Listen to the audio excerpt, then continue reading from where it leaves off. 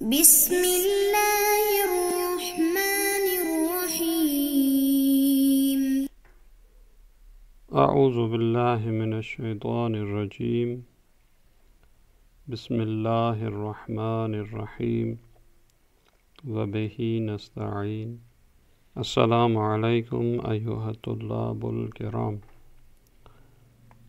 آج کے سبق کا جو عنوان ہے وہ تنبیہ دوم ہے۔ ہماری گفتگو جو ہے وہ شبہہ تحریمیہ کی کچھ تنبیہات کے بارے میں ہے۔ تو دوسری تنبیہ کی طرف جو اشارہ ہے وہ اس طرح سے ہے کہ السنن التی یرد فیہا خبر ولو ضعیف یثبت بذلک استحبابھا۔ کہتے ہیں وہ سنتیں التی یرد فیہا خبر، جن کے بارے میں کوئی خبر، کوئی روایات ہو، اگرچہ وہ خبر ضعیف ہی کیوں نہ ہو، سندن یا دلالتاً، تو لہذا ایسی سنت یا ایک ایسا عمل جس کے بارے میں ہمارے پاس روایت ہے، یثبت بذلک استحبابھا، سوال یہ پیدا ہوتا ہے کہ آیا اس خبر کے ذریعے سے اس سنت کا یا اس عمل کا مستحب ہونا ثابت ہو جاتا ہے، یعنی اس خبر کی بنیاد پر ہم کہہ سکتے ہیں کہ یہ عمل مستحب ہے اور اس کے بارے میں شارع کی طرف سے ایک امر اور فرمان موجود ہے۔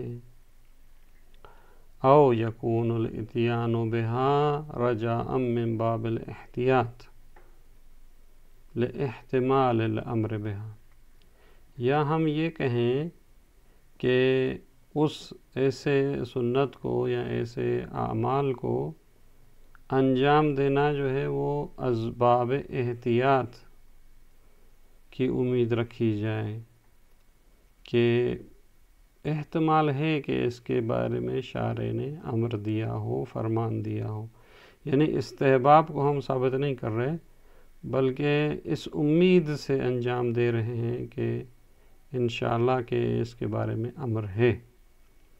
تو یہ دو نظریے ہیں ان مقامات پر جہاں پر جو ہے وہ کچھ سنن اور اعمال مستحب جو ہے جس کے بارے میں روایات میں دیا گیا ہو کہ مثلا فلاں کام انجام دیں، آپ کو اتنا ثواب دیا جائے گا، جس طرح بعد میں ایک روایت بھی اسی سلسلے میں ذکر فرماتے ہیں۔ تو یہ وجہان ہیں، یعنی دو نظریے ہیں۔ ایک کہتے ہیں کہ استحباب ثابت ہو جاتا ہے، بعض کہتے ہیں کہ ایسے عمل کو آپ امید رجاءً جو ہے وہ اسباب احتیاط رجاءً اور امید رکھتے ہوئے کہ امر ہے انجام دیں۔ بل قولان، دو نظریے، دو قول ہیں۔ صاحب کتاب فرماتے ہیں اظہرہما الثانی، ان میں سے جو ظاہر ہے وہ ثانی ہے، یعنی ہم اس کو رجاءً اور امید رکھتے ہوئے، نہ کہ ہم حکم لگائیں کہ واقعاً مستحب ہے۔ کہتے ہیں اس لیے لأن الاستحباب حکم شرعی، کیونکہ احکام شرعیہ جو ہوتے ہیں وہ جس طرح وجوب ہے، حرمت ہے، تو استحباب اور مستحب اور ندب یہ بھی جو ہے حکم شرعی ہے کل وجوب، جس طرح وجوب حکم شرعی ہے۔ یحتاج ثبوتہ الی حجۃ، ہم استحباب کو اور ندب کو ثابت کرنے کے لیے ہمیں جو ہے وہ محتاجی ہے ایک دلیل کی۔ خبر ضعیف ایک خبر تو حجت نہیں بن سکتی، لہذا فقط اس خبر اور روایت کی بنا پر ہم امید کی بنیاد پر جو ہے وہ انجام دے سکتے ہیں۔ جس طرح کہتے ہیں کہ یہ جو ادلہ سنن یا سنن کے بارے میں جو ایک روایت ہے کہ فرماتے ہیں وَأَمَّا مَا وَرَدَ فِي هَذَا الْبَابِ، جو اسی باب سنن میں ایک روایت ہے، فلسانہ، اس کی جو دلیل یا اس کا جو بیان ہے وہ اس طرح ہے، لسان اس کی اس طرح ہے کہ من بلغہ ثواب علی عمل، جس کے پاس ایک عمل پر ثواب پہنچے، یعنی خبر روایت میں ہے کہ فلاں کام انجام دیں گے تو اتنا ثواب ہے، فَعَمِلَهُ اور وہ شخص اسی عمل کو انجام دے رجاء ذالک ثواب اس ثواب کی امید رکھتے ہوئے کہ بھئی یہ روایت ہے یہ ثواب ملے گا، اس نے انجام دیا تو اوتی ہے تو اس شخص کو وہی ثواب دیا جائے گا۔ وَإِن لَمْ يَكُنْ كَمَا عَمِلَهُ اگرچہ جس طرح اس نے انجام دیا ہے وہ نہ ہو، یعنی روایت جو ہے وہ مثلاً فرض کریں ضعیف تھی، من گھڑت تھی، کیا تھی، لیکن اس نے جو ہے وہ نیت یہ کی تھی کہ یہ مجھے ثواب ملے گا، اس نے وہ عمل انجام دیا تو کہا جاتا اس کو وہ ثواب دیا جائے گا۔ تو کہتے ہیں یہ روایت صرف یہ کہہ رہی کہ اس کو ثواب دیا جائے گا، لیکن یہ تو نہیں کہہ رہی کہ وہ واقعاً عمل مستحب ہے، لہٰذا ہم استحباب کو جو ہے صاحب کتاب کہتے ہیں ثابت نہیں کر سکتے، فقط رجاءً پڑھ سکتا ہے وہ۔ وَهَذَا كَالصَّرِيحِ فِي أَنَّ الْعَمَلَ لَا يَكُونُ بِذَلِكَ مُسْتَحَبًّا کہتے ہیں یہ روایت گویا کہ صریح ہے کہ بھئی عمل جو ہے وہ اس کے ذریعے مستحب نہیں ہوگا، ولیکن یؤتیٰ بہ بعنوان الرجاء بلکہ بعنوان رجاء جو ہے اس کو وہ ثواب دیا جائے گا وَيُؤْتَى الثَّوَابُ عَلَى ذَلِكَ اور اس پر اس کو ثواب دیا جائے گا۔ تو اگر کوئی انجام دے بعنوان رجاء تو ثواب اس کو اسی پر جو ہے وہ دیا جائے گا۔ اب جو یہ کہہ رہے تھے کہ بھئی ہم استحباب ثابت کر رہے ہیں، جو دوسرا نظریہ تھا، تو اس کی طرف جو ہے وہ اشارہ فرماتے ہیں صاحب کتاب کہ انہوں نے جو دلیل دی ہے وہ بھی ہمارے نزدیک ثابت نہیں ہے۔ وَإِنَّ صَحِيحَةَ ہشام ابن سالم عن صادق علیہ السلام یہ روایت صحیحہ جو ہے ہشام بن سالم نے امام صادق علیہ السلام سے جو ہے وہ روایت کی ہے، التی استدل بہا الذاہبون الی الاستحباب یعنی وہ علماء جو گئے ہیں استحباب کی طرف، یعنی وہ جو ایک نظریہ تھا کہ مستحب ثابت ہو جاتا ہے، تو انہوں نے جو ہے وہ استدلال کیا اس ہشام کی جو یہ روایت نیچے دے رہے ہیں۔ تو صاحب کتاب فرما رہے ہیں غیر و ظاہرۃ فیہ یہ ظہور نہیں رکھتی اس میں، یعنی استحباب میں، یعنی یہاں سے مستحب ہونا ثابت نہیں کیا جا سکتا۔ وہ یا وہ صحیح روایت جو یہ ہے کہ من بلغہ عن النبی صلی اللہ علیہ وآلہ شیء من الثواب کہتے ہیں اگر کسی کے پاس پیغمبر سے کوئی ثواب پہنچے، یعنی ایک چیز پہنچے جو ثواب، مثلا کسی نے کہا ہے کہ بھئی پیغمبر نے یہ کہا ہے کہ اگر کوئی فلاں کام کرے گا اس کو اتنا ثواب دیا جائے گا، فعملہ تو وہ شخص جو ہے وہ عمل کر رہا، اس پہ عمل کیا اس نے، تو کہتے کان اجر ذالک لہ تو اس کا اجر وہی ہے، وَإِن كَانَ رسول اللہ صلی اللہ علیہ وآلہ لم یقل اگرچہ رسول خدا صلی اللہ علیہ وآلہ نے وہ نہ کہا ہو، یعنی یہ روایت جو تھی فرض کریں من گھڑت تھی، لیکن اس نے اس روایت پر جو ہے وہ عمل کرتے ہوئے وہ کام انجام دیا تو کہتے ہیں اس کو ثواب دیں گے۔ تو لہذا یہ جو انہوں نے اس سے جو انہوں نے استحباب ثابت کیا تھا، انہوں نے کہا تھا کہ بھئی ثواب دیں گے، تو اس کا مطلب یہ ہے کہ وہ مستحب ہے۔ صاحب کتاب فرماتے ہیں اس روایت میں یہ ہے کہ ثواب دیا جائے گا، اس کو ثواب دیا جائے گا، تو رجاءً بھی دیا جاتا ہے، بل ظاہرہ فی حصول الثواب لہ فقط اس روایت کا ظہور فقط اس میں ہے کہ اس کو ثواب دیا جائے گا، لہذا آپ استحباب اس روایت سے ثابت نہیں کر سکتے۔ یہ دوسری تنبیہ تھی۔ اس کے بعد تیسری تنبیہ جو ہے وہ اس بارے میں ہے کہ الثالث الاحتیاط حسن علی کل حال یہ جو کہہ رہے تھے کہ بھئی براءت جاری ہوتی ہے، تو فرماتے ہیں احتیاط جو ہے اگر کی جائے تو بہتر ہے، یہ علی کل حال بہرحال جہاں شبہ ہوتا ہے وہاں پر اگر ہم احتیاط کو واجب نہ کریں یا ہم برات کے قائل ہوں تو پھر بھی اگر کوئی احتیاط کرتا ہے تو یہ اچھا ہے۔ مثلا فرض کریں کوئی کہتا ہے تمباکو نوشی جو ہے وہ مثلا اگر حرام نہیں ہے تو پھر بھی اس سے اجتناب کرنا یہ بہتر ہے، لدلالۃ العقل علی ذلک وللحث علیہ فی الاخبار، کیونکہ عقل یہی کہتا ہے کہ احتیاط کرنی چاہیے، اور اس پر تشویق بھی دی گئی ہے روایات میں کہ بھئی احتیاط کریں گے تو وہ صراط سے نہیں ہٹے گا، یا اس طرح جو ہم نے روایات دلائل کے طور پر پڑھی تھی۔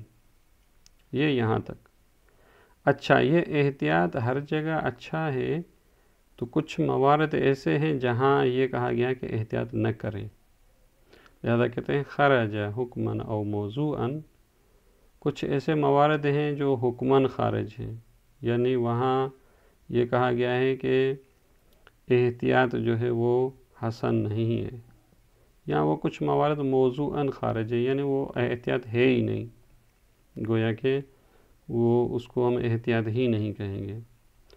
تو بہرحال اس کو خروج حکمی کہتے ہیں، اس کو خروج موضوعی کہتے ہیں۔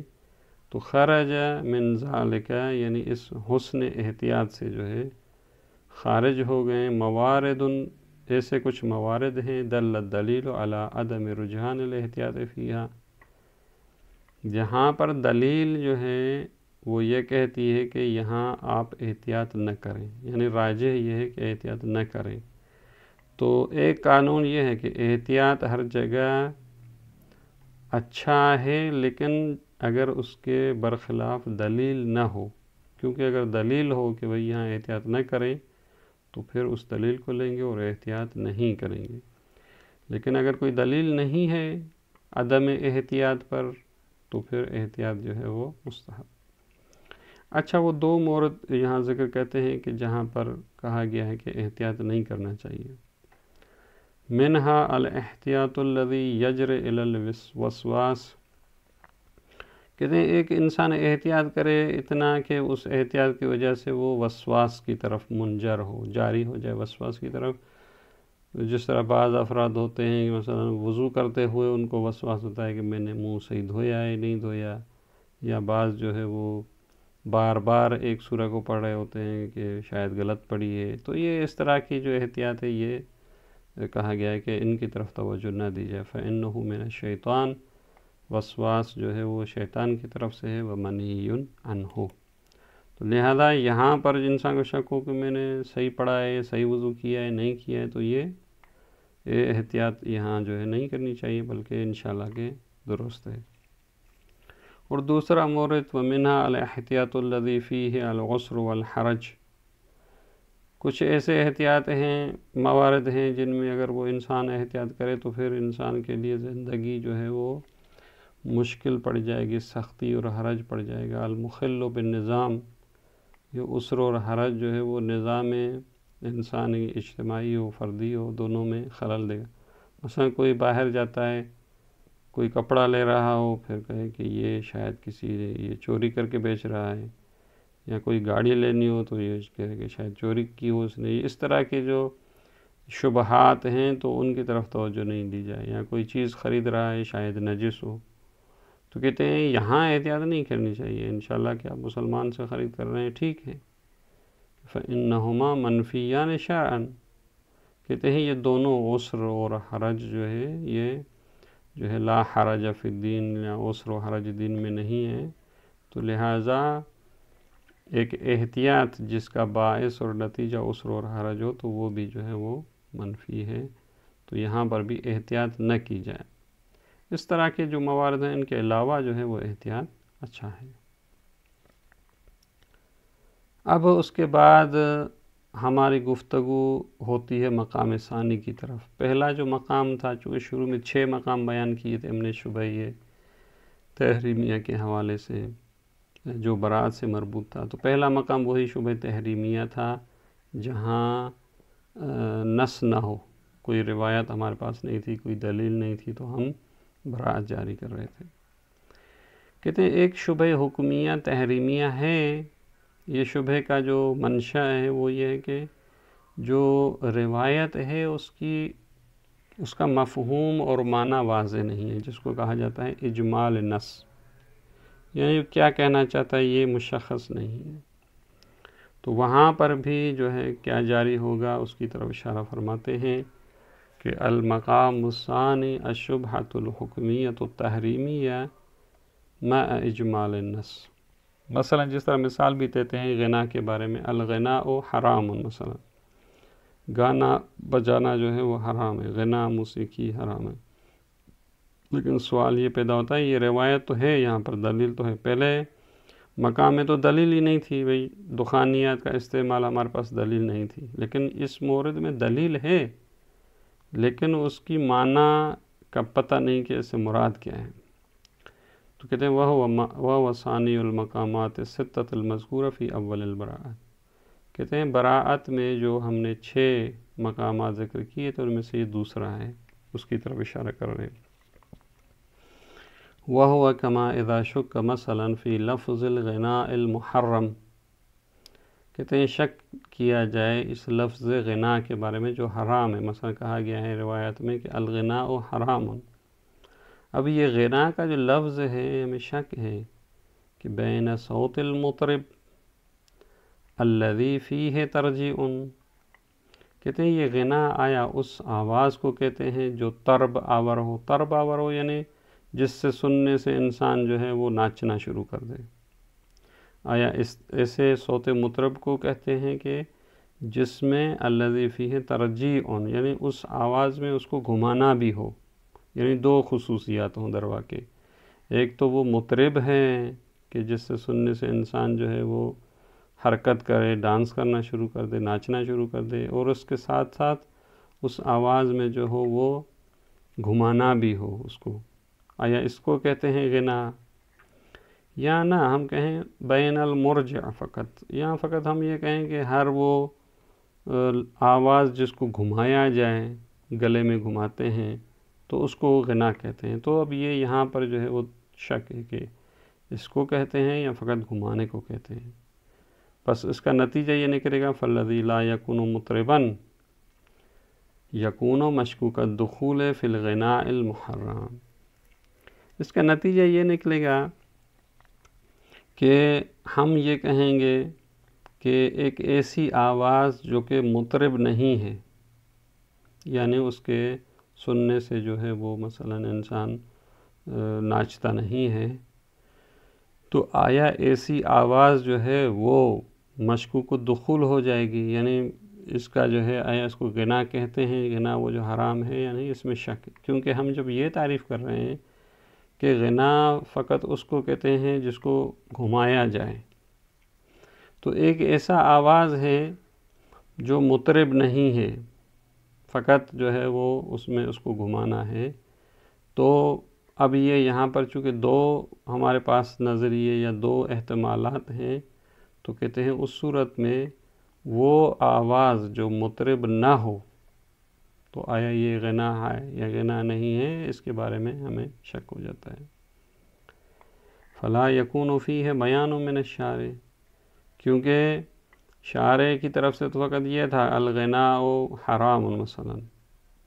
اب یہ غنا کس کو کہتے ہیں؟ آیا وہ صوت جو مطرب بھی ہو اور اس میں ترجیع بھی ہو، یا وہ فقط جو مرجع ہو، لہذا جس میں مطرب نہ ہو، جس سے سننے سے ڈانس نہیں ہوتی، تو وہ جو ہے کافی نہیں ہے، وہ مشکوک الدخول ہے. چونکہ ہم نے کہا تھا کہ غنا اس کو کہتے ہیں جس میں 2 خصوصیات ہو، مطرب بھی ہو اور ترجیع بھی ہو.